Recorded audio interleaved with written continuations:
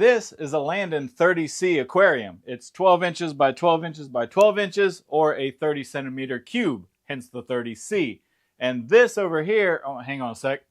This over here is the super shallow riverscape, which is going to get rescaped here in a little bit. So in the meantime, I've been throwing a bunch of random moss in here I've been pulling out of other aquariums. So in today's video, as you guessed by the thumbnail, I'm going to take all the random mosses out of here and put the mosses, and put them into this aquarium right here. We're going to make ourselves a moss-only cube. Now, something you may immediately notice is I already have a substrate in here. I was trying to do an experiment with this aquarium, and I have another one just like it. We were going to do an experiment series, but it didn't work out. So I took everything out of it, but I left the seasoned substrate in here. What we're working with is a base of lava rock. There's crushed lava down here at the bottom, and then some LANDEN aqua soil on top. I don't think I really need the aqua soil for a moss-only tank. Moss gets the nutrients from the water column, but the soil should leach nutrients into the water column. At least that's my thinking.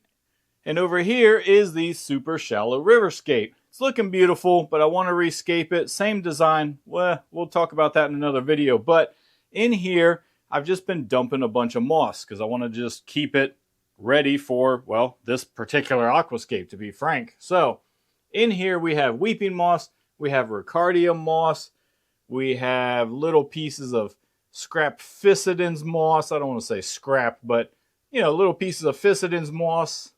And then down here on the floor, I've got some selection of rocks. Now, I don't want to use the granite because I'm going to be using that when I rescape that.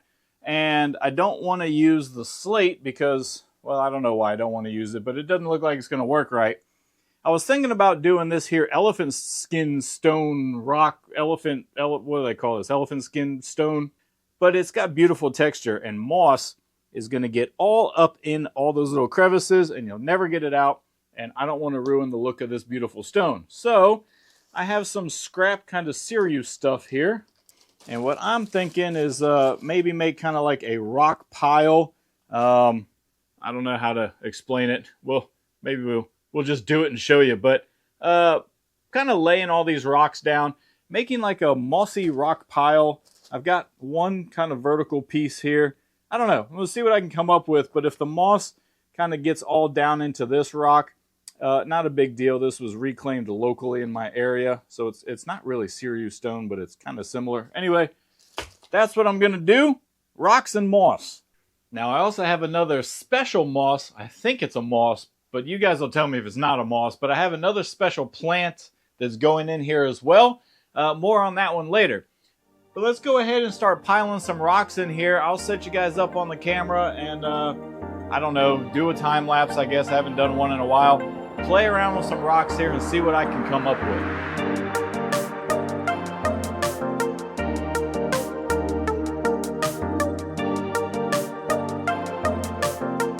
And there we go, guys. Rock pile. Not too much to really discuss. I just fit the rocks together, made kind of a slope. This is level. Let me turn this light off here so you don't have the reflection. There we go. So it just kind of looks like a rock pile. I mean, this is going to get covered in moss literally, so we're not even really going to see it after a while. But here is just kind of how I set it up from top-down view. Kind of interesting. I actually like it. It's going to be a shame to cover it all up with moss, but simple scapes sometimes look the best. Now, for our moss, we've got to prepare this stuff. Let me see if I can show you why. There's kind of a good example. Some of this moss here is got, well, it's got some algae embedded in it. So we have to cut a bunch of that stuff out. And to do that, I'm just going to float it in the sink and then trim off the bad parts so that we have some nice, fresh, clean moss. Now, if there's a little algae on there, it's not really a huge deal because we're going to put some shrimp in here, but there's clean moss underneath. So if we have a really bad piece that's covered in algae up here, we can just trim that with some scissors and then hopefully get some fresh growth. Now, I don't imagine that trimming algae off of moss is the most entertaining video content, so I'm going to do it off camera. I'm going to lay all the mosses out on a tray so you can see what we're working with.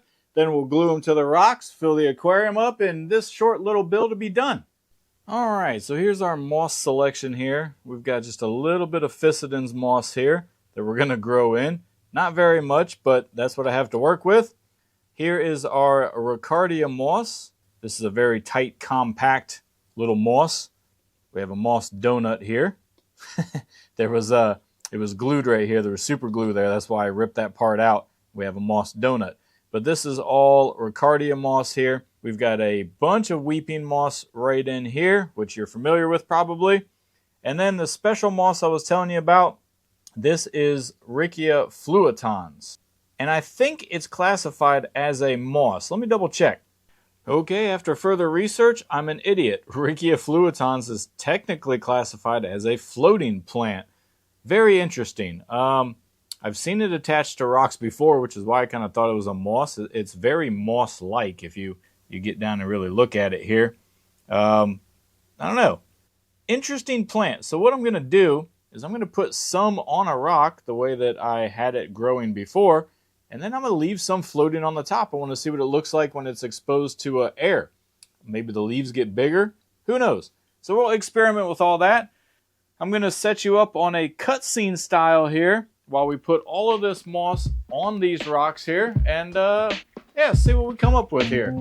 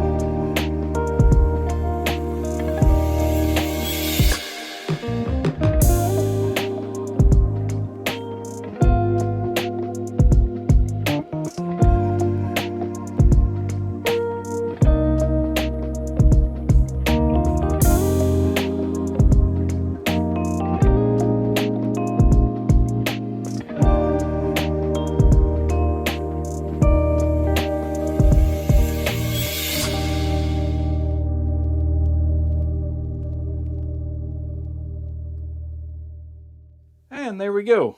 All planted. Well, not really planted. All glued, right? So as you saw, we have the fluitans here, which is that floating crystal wart is actually what it is. And I don't know, man. I've glued it to a rock before, and it stood up kind of like a flame moss, and it looked cool. So might not be the right way to grow it, but hey, it's working. And then we've got our weeping moss here in the middle. It will need to be trimmed and maintained because it does grow like crazy. And it's going to, well, weep over that rock. And it's going to start growing down on top of our Riccardia moss here for sure. So we're going to have to maintain it a little bit. Moving down to the lower platform, you'll see we put the Riccardia moss just on the top of the rocks there. It will spread out and cover it and make these nice little bushes. And then to finish it off in the front, I have all these little pieces of Physidens moss. I really love Physidens moss. It is super slow growing, so it should take a while to kind of cover the rocks over here. And that's fine by me. This is going to be the moss propagation tank. If I get too much of it, I can peel it off and sell it. Let's get it down on the shelf here, which is behind curtain number 1. Down there is where it's going to go. So let's go ahead and get it down in its hole on the floor, get the light back on it, get some water in this bad boy, and see what that Riccia fluitans looks like. You haven't seen it glued to a rock probably. I'll show you what it looks like. And there we go. We're all filled up. There's only one thing left to do on our little moss-scape here, and that is to take this here crystal wart, the old Riccia fluitans, and I guess you're just supposed to float it. that's what says on the interwebs. So I guess we're just going to float it. We'll see what happens, how it grows, if it grows any different. So here's a shot of the scape here.